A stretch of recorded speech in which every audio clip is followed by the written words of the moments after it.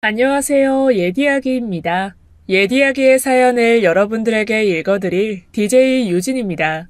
구독과 좋아요는 채널 운영에 큰 힘이 됩니다. 꼭 부탁드리며 저는 여러분들의 댓글도 모두 읽고 있습니다. 댓글도 많은 참여 부탁드립니다. 그럼 오늘의 사연 바로 시작할게요. 안녕하세요. 전 안양에 사는 30대 여자입니다.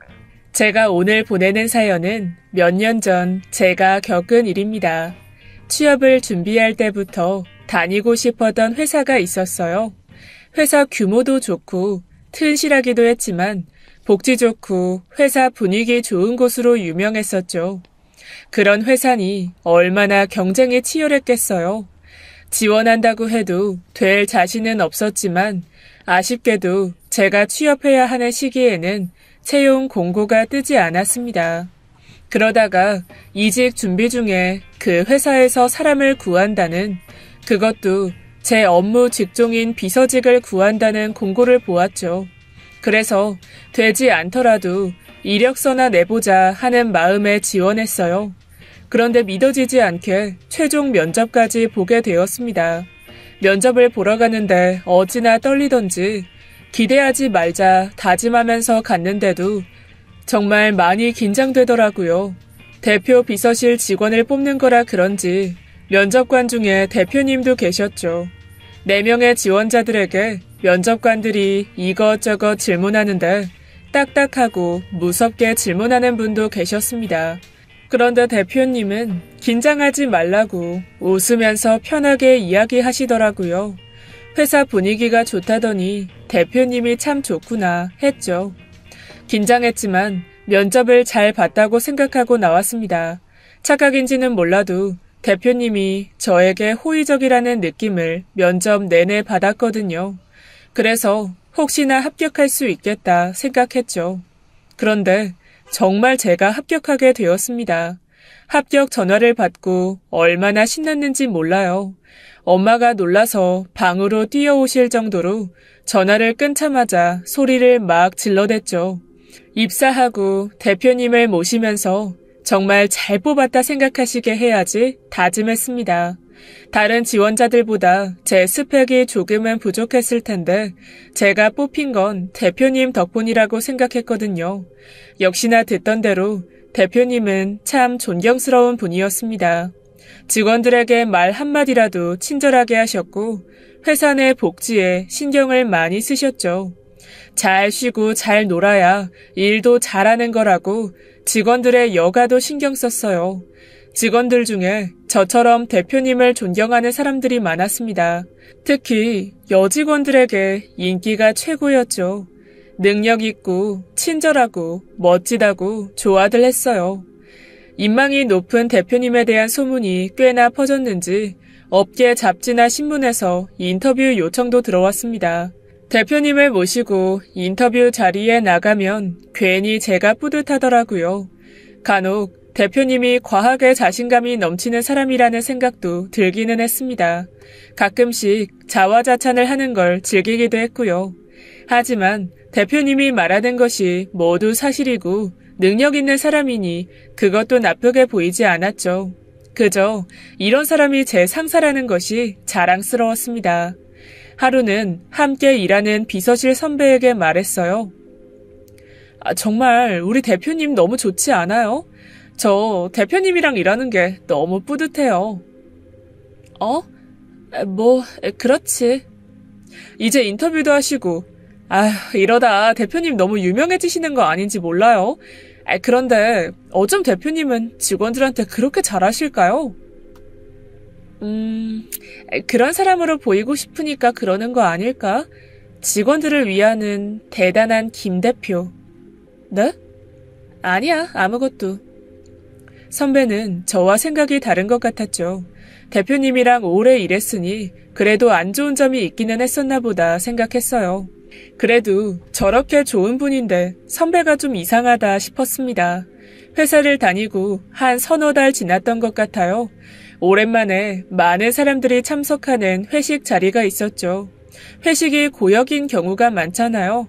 하지만 저희 회사 회식은 너무 좋았어요. 상사가 직원들한테 스트레스 풀고 억지로 술 먹이고 이런 분위기가 전혀 없었거든요. 그냥 재밌게 이야기하고 맛있는 음식 먹고 술 마시고 싶은 사람만 술 마시는 분위기여서 그날도 전 한껏 들뜬 마음으로 재미있게 시간을 보내고 있었죠. 그런데 대표님이 그날 술을 좀 많이 드셨어요. 술을 드시다 말고 옆자리에 있는 제 손을 꼭 쥐셨습니다. 평소에도 가끔 스킨십을 하는 편이어서 그냥 그런가 보다 했죠. 동생이나 조카를 예뻐하는 것 같은 거라고 생각했거든요. 대표님이 저보고 잠깐 밖에서 보자고 했습니다. 무슨 일인가 싶어 따라 나갔는데 전혀 상상도 못했던 일이 일어났어요. 사람 없는 골목으로 저를 데려가시더니 갑자기 저한테 키스를 했습니다. 진짜 깜짝 놀랐죠. 그러더니 저한테 좋아한다고 고백했어요. 이게 다 무슨 일인가? 그냥 멍해져서 가만히 있었습니다. 수정씨, 내가 이런 마음이 든 게 처음이에요. 이렇게 나이 차이가 많이 나는 사람을 좋아하게 될 줄은 몰랐어요. 멈추려고 했는데 자꾸 수정씨한테 마음이 가더라고요. 미안해요. 내 마음이 너무 급했네요. 놀랐죠? 괜찮아요. 그런데 전 전혀 한 번도 생각해보지 못한 일이라. 그래요. 당장 답변 안 해줘도 돼요. 내 마음이 이렇다고 말하고 싶었어요. 나이 차이도 있고 제가 모시는 상사고 정말 남자로 한 번도 생각해본 적이 없었죠. 대표님과 저는 띠동갑도 넘는 나이 차이였거든요. 그런데도 키스를 해서 그런지 그 다음부터 자꾸 남자로 보였습니다. 대표님은 그 이후로도 저한테 계속 대시를 했어요. 주말이면 만나서 밥 먹자고 하고 평일이면 언제 일 끝나냐고 물어보고 술 한잔 하자고 하고 집 앞에 찾아오기도 했죠. 그게 또 강압적인 분위기는 아니어서 한두 번 따로 만나서 밥도 먹고 술도 마셨습니다. 그러다 보니 점점 대표님이 남자로 느껴지더라고요. 대표님은 이혼남이고 전 남자친구 없는 싱글이니 문제는 없다고 생각했죠. 그래서 뭐 안 될 거 있나 싶어 사귀기로 했습니다. 그렇게 비밀 사내 연애가 시작됐어요. 처음부터 둘이 사귄다고 회사에 공개하기에는 둘 다 많이 부담스러웠죠. 원래도 대표님이 사람들에게 인정받고 존경받는 모습에 뿌듯해했는데 남자친구가 되니 그 마음이 몇 배가 되었습니다. 대표님이 제 남자친구라는 게 마냥 자랑스러웠죠. 남자친구가 되었으니 대표님 말고 남자친구라고 말할게요. 점점 더 남자친구가 좋아졌고 사이는 점점 더 가까워졌습니다. 회사에서는 강한 리더였지만 저와 있을 때에는 제게 힘든 이야기도 하고 많이 기댔죠. 전 그게 더 좋았습니다. 아무도 모르는 모습을 제가 알고 있다는 점이요. 그렇게 행복하게 몇 달을 보냈죠. 그러던 어느 날 거래처와 회식을 했어요. 그날은 저희 비서실과도 관련 있는 업무여서 남자친구와 저, 선배와 거래처 사람들이 함께 회식을 했습니다. 그런데 거래처 여자 팀장이 하는 짓이 꼴사나웠어요. 대놓고 남자친구에게 꼬리를 치는데 정말 꼴불견이었죠. 김 대표님, 대표님은 주말에 뭐 하세요? 뭐 남들하고 똑같죠. 피곤하면 자고 뭐 영화도 보고 책도 읽고. 골프는 안 치세요? 골프도 치죠. 이래저래 지인들 많이 치시니까 함께 조금씩 쳐요. 어머, 그럼 저도 좀 껴주세요. 저 완전 초보인데 대표님 쫓아다니면서 좀 배우면 안 될까요? 저도 뭐 그렇게 잘 치는 건 아닌데 그런데 보통 사적인 모임이라기보다 일 때문에 보는 사람들이라 어떻게 될지 모르겠네요. 그래요? 그럼 되실 때 꼭 연락 주셔야 돼요. 이러면서 자꾸 자기랑 공통점 하나라도 찾으려고 계속 질문을 해댔습니다. 일 때문에 회식하는 건지 남자 꼬시려고 회식하는 건지 알 수가 없었어요. 정말 보기 싫었지만 제가 여자친구라고 그만 좀 하라고 말할 수도 없는 입장이라서 꾹 참았죠. 그래도 남자친구가 받아주는 것 같으면서도 벽을 치면서 응대하니 기분이 좋아졌어요. 그런데 얼마 후였습니다. 종종 핸드폰을 흘리고 다니는 남자친구가 또 사무실에 핸드폰을 두고 나갔더라고요. 수행 비서님이 올 테니 가지고 내려와 달라고 연락이 왔죠. 핸드폰을 챙겨 나오려는데 때마침 새 메시지가 떠서 보게 되었습니다. 메시지를 보낸 사람은 지난번 회식 때 꼬리치던 그 팀장이었어요. 어제 즐거웠다고 잘 들어갔냐는 내용이었죠. 그 여자의 목소리가 들리는 것 같았습니다. 단순한 문자인데도 참 끈적거리는 느낌이더군요. 이게 무슨 얘기지? 한참 생각했습니다. 어제 남자친구는 저녁에 일 때문에 자주 보는 지인과 만난다고 했어요. 그리고 제가 잠들기 전에 저를 보러 왔었죠. 바빠서 미안하다고 이렇게라도 얼굴 보고 가니 좋다고 하면서 말이에요. 심장이 두근두근했습니다. 제가 일부러 본 건 아니지만 남의 메시지를 본 거니 남자친구에게 확인해 보기도 그랬죠. 애인 간에도 프라이버시는 중요하다고 항상 말하는 사람이었거든요. 그래서 제 개인 시간에 대해서 터치도 안 했고 저도 되도록 안 하려고 했어요. 어제 지인과 함께 이 사람을 만났나 보지, 일 때문에 함께 만났나 보지 생각했어요. 아니, 그렇게 생각하기로 했죠. 어제 그 늦은 밤에도 제 얼굴이 보고 싶어 달려온 남자친구를 떠올리면서요. 괜히 이 여자가 일로 만난 걸 오버해서 말하는 거라고 생각했어요. 굳이 남자친구에게 물어볼 거리도 못 된다고 치부했죠. 매일 바쁜 일정을 소화하고도 저를 만나러 오거나 오지 못하면 꼭 전화통화라도 하는 남자친구인데 그를 믿자 했어요. 회식 때 제가 본 모습처럼 이 여자가 일방적으로 이러는 걸 거라고 생각했습니다. 하지만 제가 걱정하던 남자친구의 여자 문제는 다른 곳에서 터졌죠. 한 달 전쯤 함께 일하던 선배가 다른 임원 비서실로 옮겼어요. 그리고 새로 후배가 들어왔죠. 그 후배가 상담할 게 있다고 퇴근하고 만날 수 있냐고 했습니다. 일이 많이 힘든가 생각하며 퇴근 후 커피를 마시다가 벌컥 마시던 커피를 내뿜었어요. 정선씨, 뭐라고 했다고요? 진짜 황당하죠, 선배님. 정말 한 번도 대표님을 남자로 생각해 본 적이 없어요. 연세가 많으시잖아요. 저랑 거의 20살은 차이 나는데. 그리고 전 남자친구도 있고 대표님도 아시거든요. 고백하면서 뭐라고 했다고요? 이렇게 나이 차이가 많이 나는 어린 사람을 좋아하게 될 줄 몰랐다고요. 대표님 진짜 진지하시더라고요. 너무 당황스러웠어요. 선배님, 저 어떻게 해야 될까요? 너무 부담스러워서 어떻게 해야 될지 모르겠어요. 사무실에서 대표님 얼굴도 못 보겠고요. 심장 소리가 쾅쾅 귓속에서 울렸습니다. 저에게 했던 고백 그대로 후배에게 했네요. 제 남자친구라는 사람이 다른 사람도 아니고 저와 함께 일하는 후배한테 말이죠. 저한테 그 고백한 지 이제 반년 정도밖에 안 됐습니다. 이게 말이나 되는 일인가요? 저와 만난 지 얼마나 됐다고 어떻게 이럴 수가 있죠? 분노가 이글이글 솟았습니다. 후배는 잘못한 게 하나도 없는데도 괜히 밉더라고요. 후배 앞에서 제 속을 드러내지 않으려고 정말 갖은 애를 다 썼죠. 제가 남자친구도 있고 전 대표님 남자로 생각해 본 적이 없다고 말씀드렸는데도 계속 연락하세요. 어제는 집 앞에까지 찾아오셨더라고요. 선배님, 저 회사 그만둬야 될까요? 그래도 어떻게 들어온 회사인데. 그런 일이 있었구나. 정선씨, 정말 불편하고 힘들겠다. 어떻게 대표라는 사람이 자기 비서한테 그러니? 더구나 네가 분명히 거부 의사를 밝혔는데 어떻게 해야 될까? 내가 뭐라고 해줄 말이 없네. 미안해. 후배한테 사실은 그 사람이 내 남자친구라고 나한테도 똑같이 그렇게 고백했다고 말하고 싶었어요. 막 소리 지르면서 울고 싶었죠. 하지만 그러기에는 너무 창피했어요. 후배는 딱 이렇게 거부한 걸 전 왜 이 사람에게 넘어가서 이런 마음고생을 하나 제 탓도 했고요. 후배는 며칠 동안 고민하더니 결국 회사를 그만두겠다고 했죠. 자기 남자친구에게 말했더니 난리가 났대요.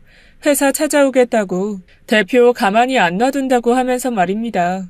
그래서 그냥 자기가 그만두겠다고 했다네요. 전 꾹꾹 참고 있다가 주말에 만난 남자친구에게 터뜨렸죠. 다른 사람도 아니고 내 후배한테 어떻게 그럴 수가 있어요? 당신이 사람이에요? 내가 모를 줄 알았어요. 그것도 나한테 했던 말 그대로. 누구한테나 정해진 대로 내뱉는 말이에요, 그거? 이렇게 어린 사람 좋아하게 될 줄 몰랐다고? 그거 도대체 몇 명한테 써먹은 말이에요? 있는 대로 소리를 질렀어요. 눈앞에 뵈는 게 없었습니다. 옆에 있는 물건들을 다 던지고 부시고 싶은 마음이었죠. 근데 남자친구는 그다지 당황하지도 않더라고요. 아니야. 정선 씨가 뭔가 크게 오해한 것 같은데 내가 무슨 정선 씨한테 그런 말을 해. 말도 안 되는 소리야, 수정 씨. 그렇게 흥분하지 마. 이리 와봐. 나한테는 수정 씨밖에 없는 거 알면서 그래. 날뛰는 저를 붙잡고 진정시키는데 전 바보같이 저밖에 없다는 그 말을 믿고 싶었습니다. 그때 알았죠. 내가 이렇게나 이 사람을 좋아하게 되었구나. 이런 사람을 믿고 싶어졌구나 하고요. 정선 씨가 일을 적응하지 못하는 것 같아 밥 한 번 먹였어. 정선 씨가 일 잘 못하면 자기가 힘들잖아요. 말이 되는 소리를 해요. 그럼 고백은 뭐예요? 아니 내가 왜 정선 씨한테 고백을 해. 정선 씨한테 한 게 아니라 수정 씨 이야기한 거야. 정선 씨가 남자친구 이야기를 하더라고. 그래서 나도 좋아하게 된 여자친구가 있다고 말한 거야. 물론 수정 씨라고 말은 못했지만 말이야. 내가 그렇게 고백을 했다. 이렇게 이야기한 건데 그날 정선 씨가 밥 먹으면서 술을 시키더니 술을 좀 많이 마셨어. 의심은 사라지지 않았지만 그래도 이대로 헤어지고 싶지는 않았습니다. 그래서 믿기로 했죠. 함께 있고 싶은 사람은 자기밖에 없어. 수정 씨하고 언제나 함께 옆에 있고 싶다고. 알잖아. 매일 보고 싶어서 전화하고 바빠도 수정 씨 얼굴 보려고 달려가는 거. 다른 사람들 말 듣지 마. 누구보다 잘 알잖아. 내 주변에 사람도 많고 말도 많은 거. 이렇게 다른 사람 이야기 듣고 힘들어하지 마. 수정 씨 힘들어하니까 나도 힘들다. 울지 말고 나만 믿어. 알았지? 이렇게 말하면서 저를 꼭 안아주는데 바보같이 전 사르르 넘어갔습니다. 그런데 알고 보니 진짜 문제는 따로 있었네요. 금방 들통날 일을 왜 그때 그렇게까지 거짓말을 했을까 싶었죠. 남자친구에게는 진짜 여자친구가 따로 있었어요. 네, 제가 아니라요. 네? 누가 결혼을 한다고요? 대표님이요. 아직 날은 안 잡으셨는데 곧 하실 것 같아요. 누구랑 결혼을 해요? 대표님이? 아, 이비서님은 모르셨구나. 치과 의사 하시는 분인데 대표님이랑 사귄 지 한 3년 된 것 같아요. 사귄 지 오래됐는데도 그렇게 바쁘신데 주말마다 만나시고 사이가 참 좋으시더라고요. 되게 잘 나가는 집안 분이시래요. 치과도 엄청 잘 되고 치과 쪽에서 유명한 분이기도 하고요. 어떻게 전 전혀 몰랐을까요? 대표님이 사적인 일은 잘 비서실에 안 알리시는 편이니까요. 아직 대표님에게 내색은 하지 말아주세요. 곧 결혼 날짜 잡으시면 비서실에서도 해야 할 일이 있을 것 같아서 제가 미리 말씀드린 거예요. 아셨죠? 네, 알겠습니다. 이 남자와 만나면서 폭발할 것 같은 감정을 드러내지 않고 참아야 할 때가 참 많네요. 수행 비서님 앞에서 아무렇지 않은 척하느라 정말 힘들었습니다. 대화가 끝나고 화장실에 가서 한참을 앉아 있었어요. 다리에 힘이 풀려서 일어설 수가 없었죠. 화도 나지 않았습니다. 그저 믿어지지 않을 뿐이었죠. 어떻게 그동안 전혀 몰랐을까요? 다른 사람도 아니고 전 비서인데 말입니다. 그리고 저와 보낸 그 많은 시간 동안 어떻게 몰랐을까요? 그동안 여자친구가 내내 있었다니 저만 몰랐지 제가 대표님 세컨드였네요. 전 여태까지 제가 여자친구라고 남자친구에게 들이대는 여자들을 걱정했는데 알고 보니 제가 여자친구 있는 남자를 만나는 여자였습니다. 제가 입사하고부터 바로 사귄 것도 아닌데 비서 일을 하면서 어떻게 여자친구가 있다는 것을 전혀 몰랐을까 생각해 보았죠. 처음부터 계획적이었던 거예요. 그러니 제가 몰랐죠. 주말 스케줄까지 모두 파악하고 있었는데 그 스케줄 안에 여자친구는 없었습니다. 그 스케줄 속에 숨겨서 여자친구를 만난 거죠. 주말에 하루는 꼭 일이 있다고 했어요. 일 때문에 사람들과 미팅이 있거나 골프를 쳐야 한다고 했고 아니면 부모님을 찾아뵈야 한다고 했습니다. 그래서 전화통화도 어렵다고 다 끝나고 밤에 전화하겠다고 했었어요. 큰 회사 대표니 그러겠다. 주말에도 못 쉬고 얼마나 힘들까. 거기에 부모님 댁에도 자주 찾아뵙고 참 효자다. 남자친구 참 대단한 사람이고 멋지다고 생각했었습니다. 그런데 그게 거의 다 거짓말이었던 거죠.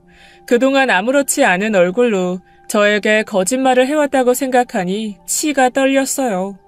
거래처 여자 팀장 일도 후배 일도 다시 떠올랐습니다. 거래처 팀장하고도 만났던 거고 후배에게도 고백했던 거죠. 도저히 회사에 앉아있을 수가 없었어요. 몸이 안 좋다고 말하고 일찍 집으로 돌아왔습니다. 그러고도 며칠을 회사에 나가질 못했죠. 어떻게 해야 할지, 어떤 얼굴로 그 사람의 얼굴을 봐야 할지도 모르겠고 말입니다. 따져 물을까? 회사에 가서 다 뒤집어 놓을까? 아니면 결혼식에 가서 난리를 칠까? 그런데 따지면 뭐가 달라질까? 뒤집어 놓으면 뭐가 달라질까? 제가 더 초라해지는 건 달라지지 않았어요. 아니, 그 전에 사람들이 제 말을 믿어나 줄까 싶었죠.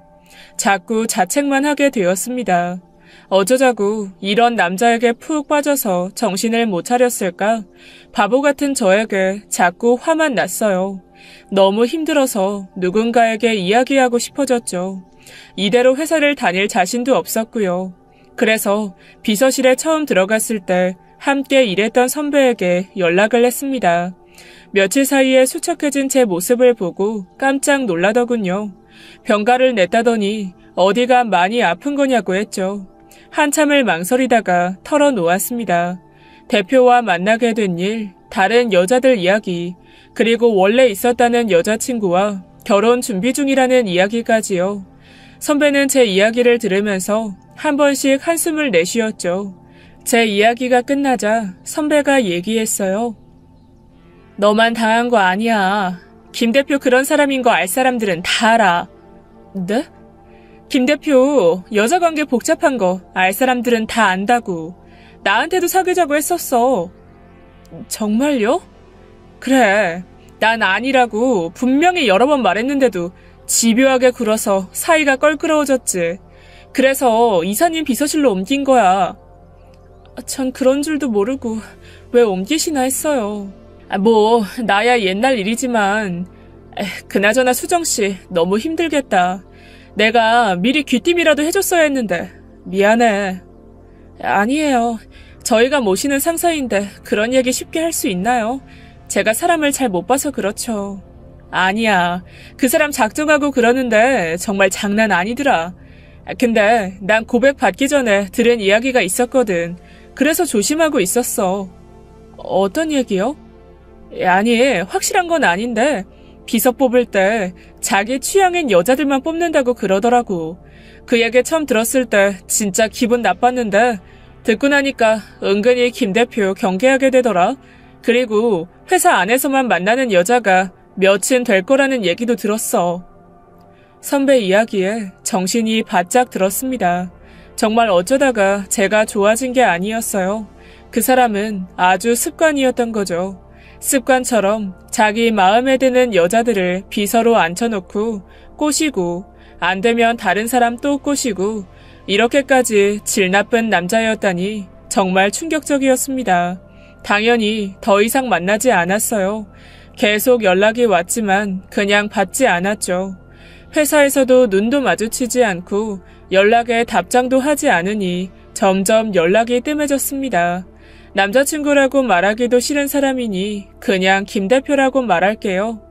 김 대표 얼굴 보기도 끔찍하게 싫었지만 그렇다고 회사를 그만둘 수는 없었어요.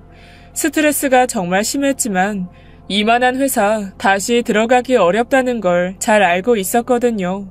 그리고 전 이 좋은 회사 그만두는데 정작 잘못한 그 사람은 무슨 일이 있었냐는 듯 멀쩡하게 회사 다니는 꼴은 볼 수가 없었죠. 다른 곳으로 발령이 나면 좀 나아질 텐데 언제 발령이 날지도 미지수였어요. 그 사이 김 대표가 결혼한다는 소문이 사내에 퍼졌습니다. 제가 김 대표 비서니 여기저기에서 자꾸 저에게 결혼 소식에 대해서 물었죠. 정말 죽을 지경이었습니다. 그놈의 결혼 이야기 정말 지긋지긋했어요. 다들 저에게 축하한다고 전해달라는데 진짜 끔찍했죠. 그러던 중 친한 여자 동기들과 술자리를 가졌습니다. 속병을 끌어안고 지내는 것이 힘들어 그날 과음을 좀 했네요. 그리고는 동기들에게 제게 일어난 일을 이야기했어요. 정말? 대표님이 그런 짓을 했다고? 진짜 충격적이다. 수정씨 어떻게 하니? 다른 동기가 갑자기 얼굴이 빨개져서 말했어요. 저기 있잖아. 실은 나도 수정씨랑 같은 처지야. 나한테도 그랬어. 나한테 이렇게 나이 차이 많이 나는 여자 좋아하는 건 처음이라고, 이렇게 좋아하게 될 줄 몰랐다고 하면서 고백했어. 나도 금방 좋아져서는. 이렇게 말한 동기는 말을 다 끝내지 못하고 눈물을 터뜨렸어요. 정말 깜짝 놀랐죠. 제 동기 중에도 저와 같은 일을 겪은 사람이 있을 줄은 몰랐어요. 우리 팀 후배가 얼마 전에 나한테 얘기했는데 그 후배도 똑같은 일 겪었더라고. 어떻게 해야 할지 모르겠다고, 배신당해서 어쩔지 모르겠다고 그러더라. 회사 그만두고 싶다는 거 겨우 설득했는데 내 동기들도 그랬을 줄이야. 진짜 어이가 없다. 어떻게 자기가 운영하는 회사 안에서 한 명도 아니고 여러 명을 동시에 만날 수 있는지 다들 분개했습니다. 그러면서 세상 좋은 사람인 척하면서 지내는 것도 용서할 수 없다고 했어요. 다들 그런 파렴치한 인간을 그대로 둬서는 안 된다고 했습니다. 왜 피해자들이 회사를 그만둘 생각을 하냐고, 그만둬야 할 사람이 있다면 김 대표라고 했죠.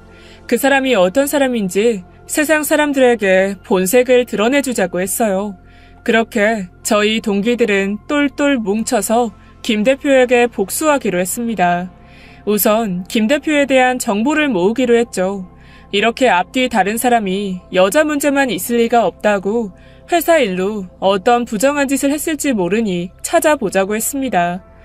그래서 데이트하면서 들었던 일들, 비서 일하면서 들었던 일들을 파고들기로 했어요. 저도 김 대표와 만났던 동기도 다른 동기 후배도 그동안 주워들었던 이야기들을 모았죠. 인사총무팀, 격리회계팀 등 각 팀에 있는 동기들이 저희들의 증언을 토대로 증거들을 찾기 시작했습니다. 전 수행 비서님에게 다른 핑계를 대고 그동안의 김 대표 동선에 대한 내역을 받았어요. 그리고 김 대표 컴퓨터에 연결된 카카오톡에 들어가 사람들과 대화한 내용들을 저장해서 증거를 모았죠. 핸드폰을 종종 사무실에 흘리고 다니는 김 대표 성격상 핸드폰 문자 메시지와 전화통화 내역을 살펴보는 것도 그리 어렵지는 않았습니다. 비밀번호 정도야 이미 꿰뚫고 있었거든요. 그 결과 그동안 개인적인 일에 법인카드를 많이 써왔다는 것을 알게 되었습니다. 개인 일정의 장소, 시간과 법인카드 사용 내역이 일치하더라고요. 그뿐이 아니었죠. 인사청탁은 물론이고 하청업체에서 접대까지 받은 정황도 찾아냈습니다. 막상 찾아내니 더 허무해지더라고요. 여자 문제뿐만 아니라 이렇게 비리나 저지르는 더러운 범죄자인 줄도 모르고 존경하고 좋아하고 사랑까지 했었다니요. 제 앞에서 했던 말들은 다 거짓이었고 사람들 앞에서 바르고 좋은 사람인 척 해왔던 행동도 다 거짓이었습니다. 이렇게 뻔뻔한 사람이었다니 정말 치가 떨렸죠. 증거를 모두 모아서 자료를 만들었어요. 그동안 해왔던 일들과 행적을 비교하고 관련 영수증들과 카카오톡, 문자 메시지 대화 내용까지 모두 넣었죠. 그리고 가장 효과적인 날에 터뜨리기로 했습니다. 그래서 기다린 날이 바로 김 대표가 야심차게 준비한 프로젝트가 발표되는 그 전날이었어요. 전날 사내 게시판에 익명으로 자료를 올렸습니다. 물론 반응은 폭발적이었죠. 이건 음모라는 소리가 나올 수 없게 저희가 제대로 준비했거든요. 아침에 출근하니 회사가 완전 뒤집어져 있었습니다. 사무실에 들어가자마자 전화가 불이 나더군요. 받아보니 이사회가 비상 소집되었다며 김 대표 출근하자마자 연락하라는 전화였죠. 그 전화를 받으니 실감이 났습니다. 우리가 진짜 큰일을 쳤구나 싶었죠. 김 대표는 무슨 일이 일어난지도 전혀 모르고 출근했더라고요. 평소처럼 사람들에게 온갖 아는 채, 친절한 체를 하며 들어섰습니다. 제가 이사회 이야기를 했는데도 귀찮다는 듯 오늘이 어떤 날인지 알면서 무슨 이사회냐고 꿍얼거리며 자기 사무실로 들어갔어요. 하지만 얼마 지나지 않아 사람들이 몰려왔습니다. 이사회 진행을 맡은 직원들이었죠. 당장 모셔오라고 했다며 대표 사무실에 들이닥쳤어요. 김 대표는 무슨 일인지도 모르고 얼떨떨해하며 거의 끌려가다시피 하며 갔습니다. 그렇다고 바로 이사회에서 잘리지는 않았어요. 김 대표는 그 자리에서 음모라고 난리를 쳤다고 합니다. 이사회에서는 감사팀에서 고발 내용에 대해 사실 여부를 따지겠다고 했죠. 워낙 급한 사안이라 그런지 감사팀이 엄청나게 일을 하더라고요. 저도 몇 번 호출당하고 비서실 자료들도 계속 넘겨야 했습니다. 그 사이 저희는 2차 폭로를 터뜨렸어요. 이번 내용은 김 대표의 사내 문어발 연애사에 대한 내용이었죠. 1차 폭로가 있었고 그것이 신빙성이 있다는 것이 검증되고 있었기 때문에 2차 폭로에 대해서도 사람들이 많이 믿었습니다. 내용의 특성상 피해 여성들에 대해 자세한 언급은 하지 않았지만 구체적인 내용들을 적었어요. 김 대표에게 우호적이었던 업계 분위기는 삽시간에 바뀌었습니다. 누구보다 정의롭고 개념 있는 CEO로 알려져 있던 사람이 실은 온갖 비리를 저질렀고 여직원들을 희롱했다는 점에 사람들은 경악했죠. 감사팀이 일을 참 잘하더라고요. 생각보다 빨리 조사가 끝났고 김 대표는 해고되었습니다. 김 대표 마지막 출근 날이 생각나네요. 김 대표가 출근한 아침 이미 로비에는 김 대표 해고건에 대한 공지가 붙어 있었죠. 미리 연락은 받았지만 마지막 정리하러 들른 거였습니다. 사무실에 들어서면서 김 대표가 무슨 똥 마려운 강아지처럼 저를 쳐다보았어요. 저에게 위로를 받기를 바랬나 봅니다. 어이가 없어서 눈길을 피하고 일하는 척하고 있었죠. 안에서 짐 싸는 소리가 들리더니 인터폰으로 저를 불렀습니다. 사무실에 들어가니 김 대표가 절 보자마자 다짜고짜 말했어요. 수정씨, 왜 수정씨까지 나를 그렇게 쳐다봐? 내가 뭘요? 수정씨, 내가 말했잖아. 나한테는 수정씨밖에 없다고. 나 지금 많이 힘들어. 이리 와봐요. 그러면서 저를 안으려고 했죠. 어처구니가 없어서 확 밀쳐버렸습니다. 그랬더니 오히려 황당하다는 듯한 표정을 짓고 있더라고요. 뭐 하는 짓이에요? 수정씨, 나야 당신 남자친구. 아니, 누가 내 남자친구야? 짐 다 쌌으면 어서 나가기나 하세요. 이제 여기 당신 사무실도 아니고 나도 당신 비서 아니니까. 무슨 말을 그렇게 해? 내가 이제 대표 아니라고 이렇게 대하는 건가? 그래, 당신도 어쩔 수 없네. 내가 대표 아니라고 이렇게 내팽개치는 건가? 이 사람이 아직도 정신을 못 차리네? 당신이 대표 아니라고 내팽개치는 게 아니라 당신이 쓰레기라서 내팽개치는 거야. 쓰레기라니? 수정씨 이런 사람이었어? 나 좋다고 할 때는 언제고 어떻게 그렇게 말할 수가 있어? 왜? 결혼하기로 한 여자친구가 잘 안 해줘요? 위로 안 해주나 보지? 그 사람이야말로 당신이 대표에서 해고됐다니까 남편 감에서도 해고한다고 하니? 수정씨에게 내가 말할 기회가 없어서 말은 못했는데 그거 사실은 정략 결혼 같은 거야. 진짜로 사랑하는 건 수정씨라고 했잖아. 나 수정씨하고 결혼하고 싶었어. 정말이야. 그 결혼은 어쩔 수 없이 사업상 그쪽 집안 때문에 하기로 한 거야. 결혼해도 당신하고 정리할 생각 전혀 없어. 조금만 기다려주면 다시 당신한테 돌아올 거라고. 이해하지? 아, 됐고요. 이미 당신 문어발 연애사도 다 알려진 마당에 더 이상 왈가불가할 필요 없어요. 당신 꼴도 보기 싫은 지 오래니까 이제 나한테 말도 걸지 마세요. 게시판에 올라온 그 말도 안 되는 이야기 때문에 그래? 어떻게 내 말을 안 믿고 남들 말만 믿어? 내 말 좀 들어봐. 그거 다 나를 모함하려는 이야기야. 이봐요. 내가 게시판에 올라온 글을 믿는 게 아니고요. 게시판에 있는 글들을 올린 게 나예요. 정신 차리세요. 뭐라고?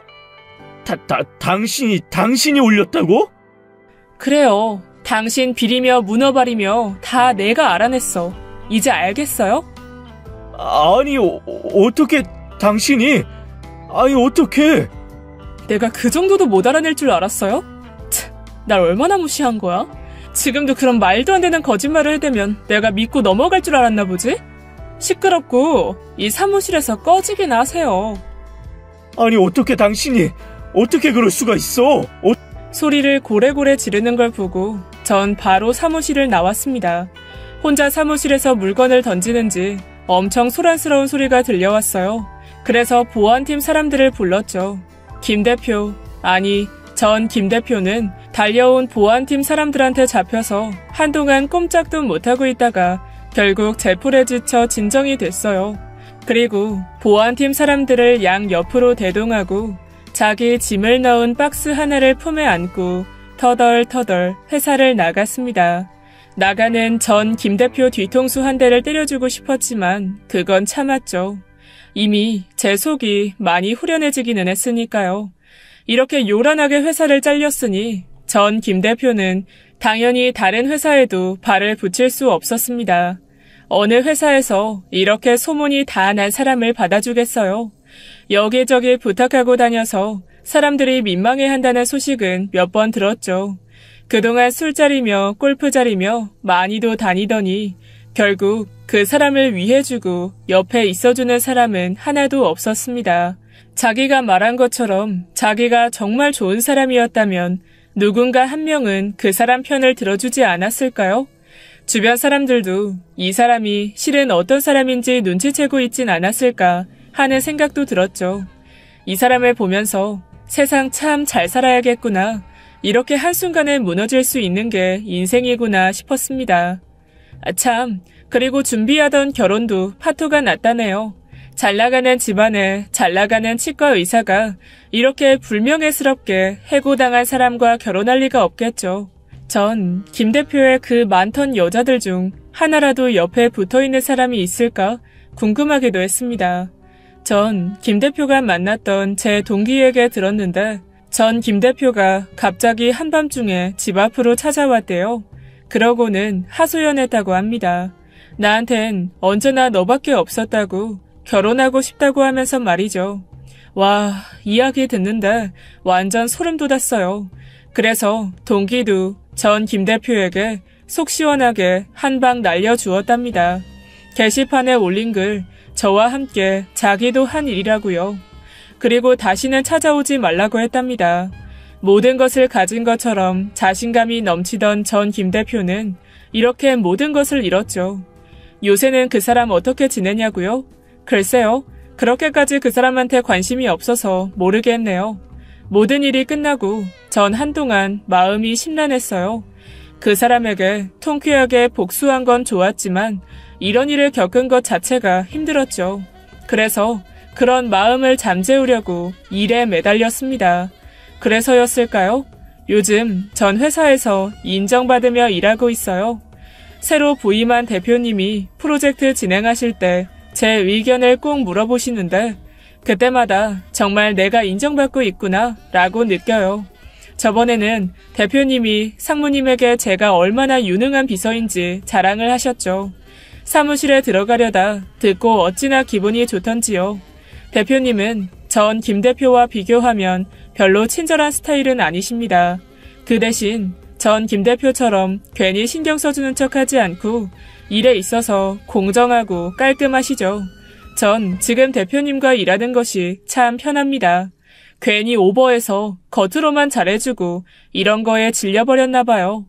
이제 전 김 대표와의 일은 언제 그랬냐 싶게 매일 회사에 오고 일하는 것이 기쁩니다.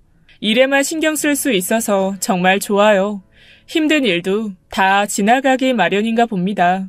물론 혼자 참기만 하지 않고 나쁜 놈을 벌받게 했기 때문에 가능한 일이겠죠. 동기들과 함께 모일 때는 가끔 전 김 대표 이야기가 나와요. 그리고 앞으로도 회사에서 부당한 일을 겪으면 서로 돕고 지켜주자고 다짐하죠.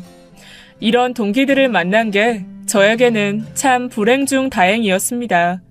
회사에서 자기 위치 높다고 우쭐대는 사람들, 여자 직원들 꼬시려는 사람들 조심하세요. 어디에나 꼭 그런 사람들이 있더란 말이죠.